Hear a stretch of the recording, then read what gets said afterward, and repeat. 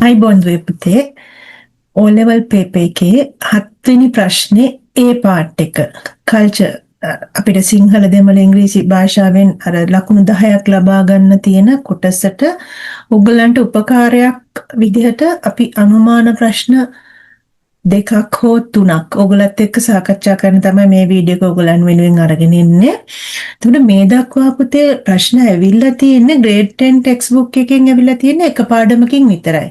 පාඩම් 9ක් තියෙනවනේ. grade 10 වල භූ විෂමතා ජපානයේ භූ විෂමතාව හා දේශගුණය කියන පාඩමෙන් 2020 අවුරුද්දේ ප්‍රශ්නයක් ඇවිල්ලා තිනවා. ඊළඟට grade 11 textbook එකේ ජපාන් උත්සව අවස්ථාවලින් 2021-24 කියන අවුරුදු දෙකේම 2021 ඇවිල්ලා තියෙන්නේ අලුත් නව වසර උදාව සමරන ආකාරය අරකෙම කොටසක් උත්සවවලම කොටසක් 24 උත්සව අවස්ථා ගැන තියෙන 2023 ජපාන් නිෂ්පාදන ගැන 2022 ජපාන් ක්‍රීඩා ගැන ඒ ඔක්කොම 11 ටෙක්ස්ට්බුක් එකට අදාළයි පුතේ. එතකොට ඔයගලත් එක්ක මම අද කොටස් 3කට බෙදලා ප්‍රශ්න 3ක් විදිහට මම ඔයගලත් එක්ක සාකච්ඡා කරනවා. අනුමාන ප්‍රශ්න අපිට මේක මෙනවා මේ අවුරුද්දේ කියලා කොහොමදවත් මට නම් ඒක කියන්න බෑ පුතේ. අපි නිකන් ගෙස් කරලා හිතලා අනුමානයක් විදිහට විතරයි ඔයගලන්ට උදව්වක් විදිහට විතරයි මේ කරන්නේ. යරෙන්න වෙන කිසිම මම දන්නේ නැහැ මොන ප්‍රශ්නයක් මොන විදිහට එයිද කියන එක. අනිවාර්යෙන් grade 10 හෝ 11 textbook එකේ culture part එකකින් තමයි ප්‍රශ්න එන්නේ කියන එක මට අනිවාර්යෙන්ම කියන්න පුළුවන්. ඒ ඇරෙන්න ඒ පොත් දෙකේ තියෙන culture part එකකින් ඇරෙන්න වෙන කොහෙන්වත් ඔයගලන්ට ප්‍රශ්න එන්නේ නැහැ. ඒක නියතයක් මේ හින්දා අපි පොඩ්ඩක් සූදානම් වෙමු පුතේ. මම මෙතනදී ඕගොල්ලන්ට මෙහෙම කොටස් 3කට ප්‍රශ්න මම කැඩුවා. ඒ කියන්නේ මට හිතෙන විදිහට මම වෙන් කරා 10 ටෙක්ස්ට් බුක් එකේ 22, 25 සහ 11 ටෙක්ස්ට් බුක් එකේ 50 කියන පාඩම් තුනම මම අරගත්තා. හරිද? එතකොට 22 තියෙන උසස් පාසල් සිසුන්ගේ මිත්‍ර සබඳතා. 25 තියෙන්නේ පාසල් සිසුන් හා අධ්‍යාපනය. 50 පාඩමේ තියෙනවා ජපානයේ ද්විතීක උසස් පාසල් ශිෂ්‍යයන් හා ඔවුන්ගේ වියදම් ගැන තියෙන්නේ. එතකොට පුතේ මම මෙතන මේ ශිෂ්‍යයන් සම්බන්ධව එක ප්‍රශ්නයක් මොකක්ද ඕගොල්ලන්ට ලැබෙයිද කියලා මට දන්නේ නැහැ. මට නිකන් හිතෙනවා මේ පාඩම් තුනේම චුට්ටක් ඕගොල්ලත් එක්ක සාකච්ඡාවක් කරන්න. 22 පාඩමේ තියෙනවා ඕගොල්ලන්ට කතා කරන්න. අර මං කරුණු විතරයි පුතේ කියන්නේ ලකුණු 10කට ගොඩනගා ගන්න පුළුවන්. බෑග් වලට එල්ලෙන විසිතුරු දෑගෙන කියන්න පුළුවන්. මේ 22 මේ පේන පාඩමේ. ඊට පස්සේ අර සංකේත මගින් පණිවිඩ හුවමාරු කරගන්න ආකාරය ඔයගලන්ට සංසන්දනය කරන්න පුළුවන්.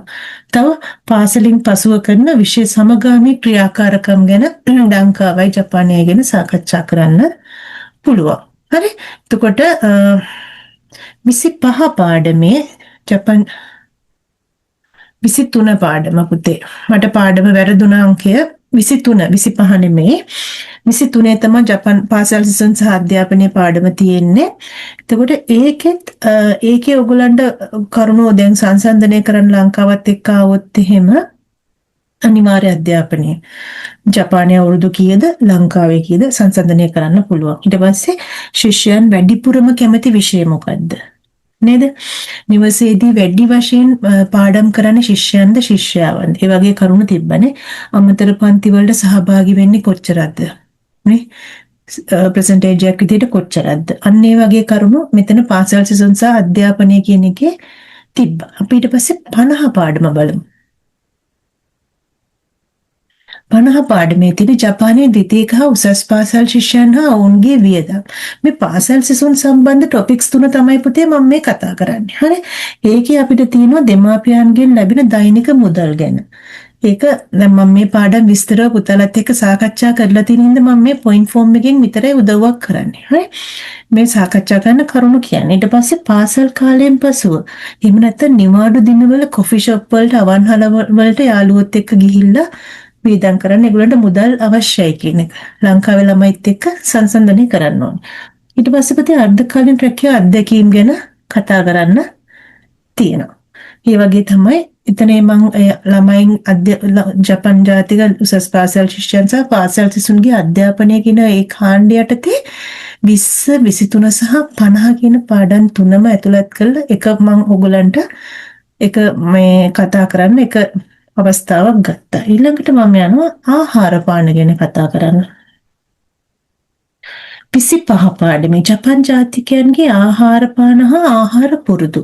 මේකේ තියෙන පුතේ උසස් පාසල් සිසුන් කැමැති අකමැති ආහාර ගැන විස්තර කරලා තියෙනවා මේකේ. එතකොට ඒව සංසන්දනය කරන්න පුළුවන් පුතාලට. උදේ ආහාරය අරගෙන ඉස්කෝලේ යන ළමයින්ගේ පර්සන්ටේජ් එකක් තියෙනවා. ඒක ලංකාවත් එක්ක ඔයගොල්ලෝ සංසන්දනය කරන්න. ඊට පස්සේ අම්මා හදලා දෙන කෑමක ඉස්කෝලේ අරන් ගිහලා කන ළමයි ඉන්නවා. ඒ ගැනත් කියන්න පුළුවන් මේ 25 පාඩමේ. අපි ඊට පස්සේ 27 පාඩමට. 27 ජපන් ආහාර පාන ගැන තියෙනවා. ඒකේ පුතේ විදේශිකයන් කැමති අකමැති ආහාර ගැන තියෙනවා. හරි? ඊට පස්සේ වසබි සමග ආහාරයට ගන්න නූඩල්ස් ගැන කතා කරලා තියෙනවා. ආහාර සහ අමුද්‍රව්‍ය මතකද චිරශිෂුසි හදන්න මොනවද ගන්නෙ? චවන් මුෂි වලට මොනවද? ඒ වගේ අමුද්‍රව්‍ය සහ ආහාර කාණ්ඩ ආහාරවල නම් ටිකයි අමුද්‍රව්‍යයි තිබ්බා. ඒ ගැනත් පුතාලට සඳහන් කරන්න පුළුවන් මේ ප්‍රශ්නය ආවොත්. තුන්කතු තේජොකි වලට අර මොනවාද ඒ කාණ්ඩයට ඇතුළත් වෙන ආහාර ගැන මේ පාඩමේ තිබ්බා. එතකොට ආහාර ගැන තියෙන පාඩමකින් එක 25 27 කියන පාඩම් දෙකකින් එක ප්‍රශ්නයකට මොකකට හරි පුතාලා සූදානම් වෙන්න. හරි දැන් මම ඊළඟට අවසාන වශයෙන් මට හිතෙනවා 51 පාඩම. ජපානයේ ප්‍රවාහනය ගැන මට කතා කරන්න හිතෙනවා. ඒ කියන්නේ මේ දක්වා ඇවිල්ලා නැහැ විභාගෙට.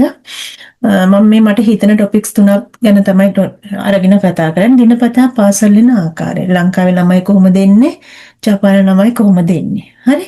ඊට පස්සේ බඩු මිලදී ගන්න යන්නේ මොන වගේ ප්‍රවාහන මාධ්‍ය භාවිතා කරලාද? ලංකාව ජපානය.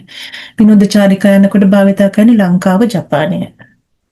ඊට පස්සේ නවතා තියෙන දුම්රියක් ධාවනය ආරම්භ කරන බව දන්වන ආකාරය කොහොමද ජපානයේ? ලංකාවේ කොහොමද?